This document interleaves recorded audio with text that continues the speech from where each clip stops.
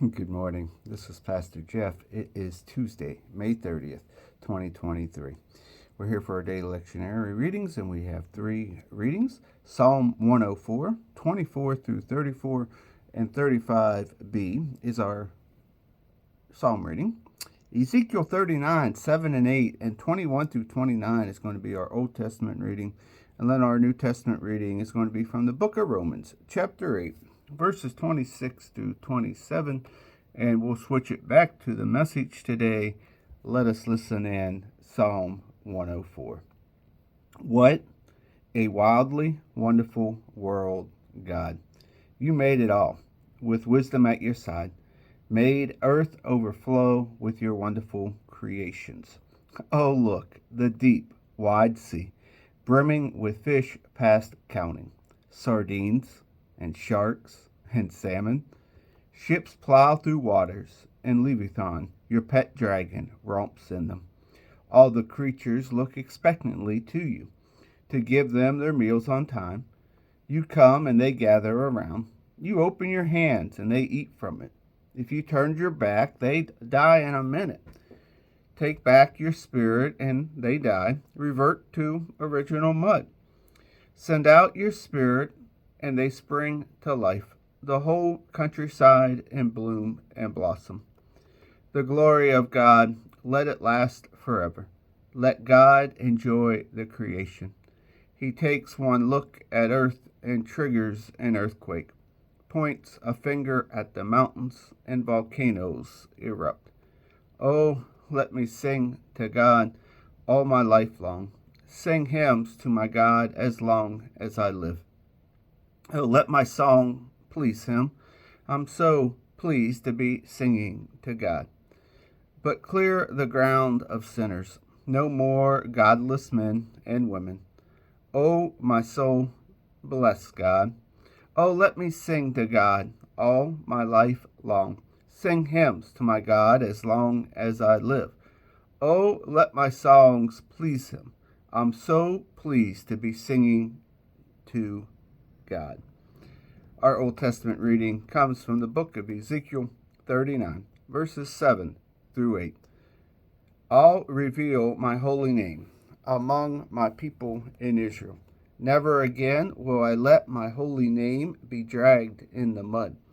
Then the nations will realize that I, God, am holy in Israel. It's coming. Yes, it will happen. This is the day that I have been telling you about.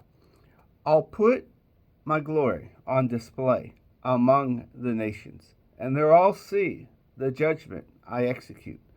See me at work, handing out judgment. From that day on, Israel will realize that I am their God, and the nations will get the message that it was because of their sin that Israel went into exile.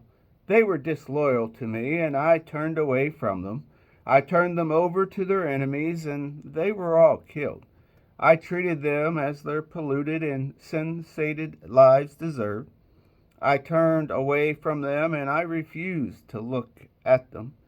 But now I will return Jacob back from exile. I'll be compassionate with all the people of Israel, and I'll be zealous for my holy name.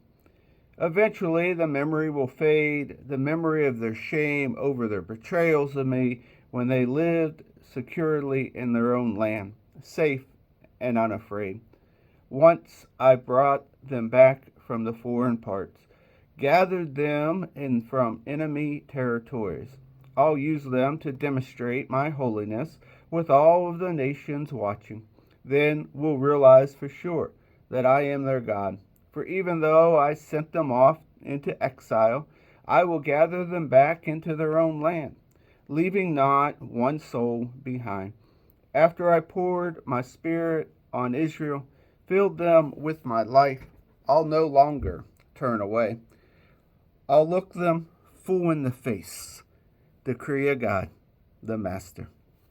Our New Testament reading today comes from the book of Romans, chapter 8, verses 26 through 28. Meanwhile, the moment we get tired in the waiting, God's Spirit is right alongside us, helping us along.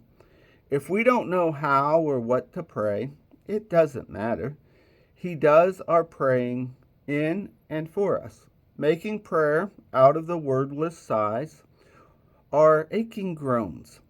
He knows us far better than we know ourselves, knows our pregnant condition, and keeps us present before God. That's why we can be so sure that every detail in our lives of love of God is worked for something good. And here ends our readings today.